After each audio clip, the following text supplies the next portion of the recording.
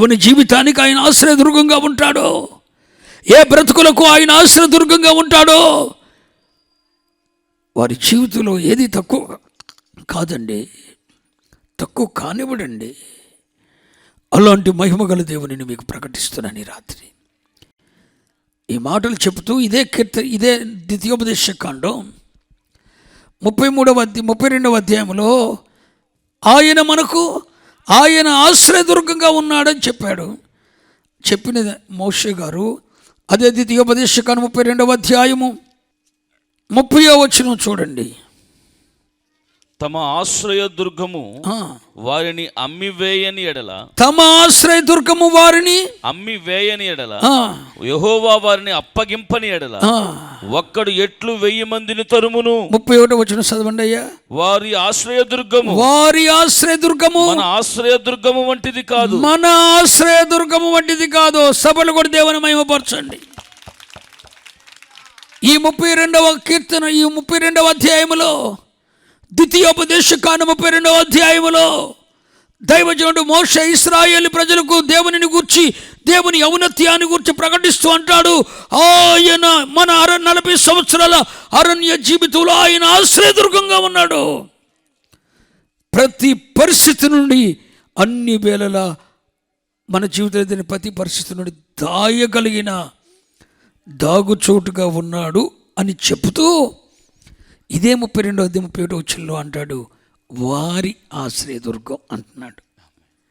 వారంటే ఎవరు? దేవునిని ఎరుగని అన్యజనులు. వాళ్ళెవరో తెలుసా?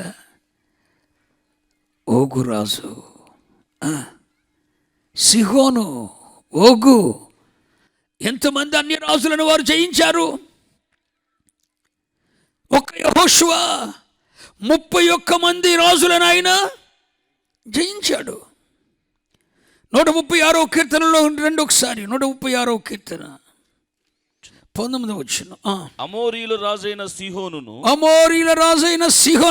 ఆయన హతము చేసెను. ఆయన కృప నిరంతరం ఉండును. దేవునికి స్తోత్రం, హల్లెలూయా. అమోరీల రాజైన సిహోనును ఆయన హతము చేసెను. బాషాను రాజైన ఓగును హతము చేసెను. ఆయన వారి దేశమును మనకు స్వాస్థ్యముగా దేవునికి స్తోత్రం చెప్పండి, హల్లెలూయా. ఎంతో మంది అన్య రాజులను ఆయన హతం చేశాడు. అమోరీల రాజైన సిహోనును ఆయన హతం చేశాడు. బాషాను రాజైన ఓగునైనా, ఇలాంటి అన్య రాజులను 31 మందిని దేవుడు ఇశ్రాయేలీయుల చేతిలో అంతమొందించేటట్టు చేశాడు. వారి దేశాలను వీరికి స్వాస్యముగా అప్పగించాడు. ఇవన్నీ గుర్తు చేస్తూ దైవజనుడైన మోషే అంటున్నాడు ఈ 32వ కీర్తన 31వ వచనంలో, వారి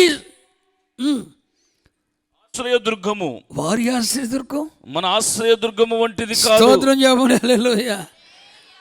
అమోరీల రాజైన సిహోను ఆశ్రయదుర్గము మన ఆశ్రయదుర్గం వంటిది కాదు.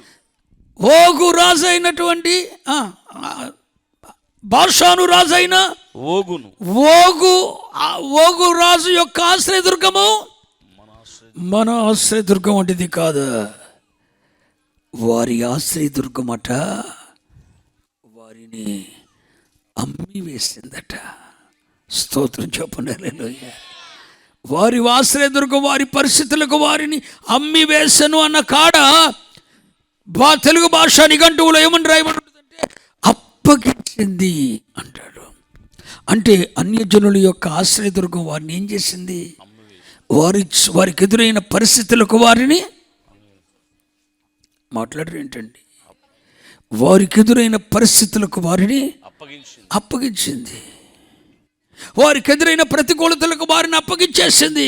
వారి ఆశ్రయదుర్గం వారిని అప్పగించింది, అమ్మివేసింది. కానీ మన ఆశ్రయదుర్గము వారి ఆశ్రయదుర్గం అంటే మనల్ని మన పరిస్థితులకు అప్పగించే దేవుడు కాడు. మన దేవుడు మన ముందున్న ప్రతికూలతలను అణిచివేయగలిగిన వాడు. మన దోణిని ముంచాలని ఎగిసిపడుతున్న తుఫానును తన కాళ్ళ కిందకి తెచ్చుకోగలిగిన సమర్థుడైన దేవుడు మనం ఆరాధిస్తున్న దేవుడు.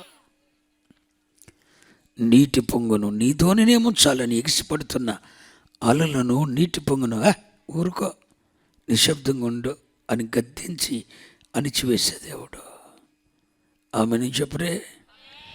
మన జీవితంలో ఎదురైన విషమ పరిస్థితులకు మన దేవుడు మనను అప్పగించాడు. మన ఆశ్రయదుర్గము వారి ఆశ్రయదుర్గం వంటిది. వారి ఆశ్రయదుర్గం వారిని అమ్మివేసింది, వారి పరిస్థితులకు అప్పగించింది. కానీ మన ఆశ్రయదుర్గం మన పరిస్థితులకు మనలను అప్పగించలేదు. దేవునికి స్తోత్రం చెప్దామా? హల్లెలూయా. అట్టి గొప్ప దేవునిని మనము కలిగి ఉన్నాము. ఈరోజు ఎందుకో సువార్తను ప్రకటించడానికి దేవుడు కృపించాడు. ఒక ఉపదేశాన్ని మీకు ఇవ్వాలని ఆశపడ్డాను కానీ పరిశుద్ధాత్మ దేవుడు తన మహిమ ఔన్నత్యాన్ని వివరించగలిగిన సువార్తను ప్రకటించడానికి దేవుడు కృపించాడు. నీ దేవుడు ఎవరో నీకు గుర్తు చేస్తున్నాడు బిడ్డ.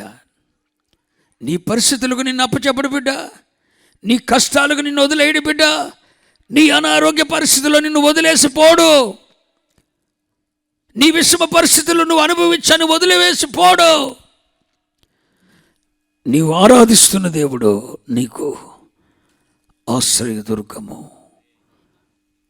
నీ జీవితంలో ఎదురైనా ఎలాంటి పరిస్థితి ఎదురైనా ఎలాంటి పరిస్థితి అయినా అన్ని వేళలా ఆ పరిస్థితులలో నీకు దాగుస్థలముగా ఉండే దేవుడు. నువ్వు ధైర్యంగా ఉండవు, నువ్వు భయపడద్దు.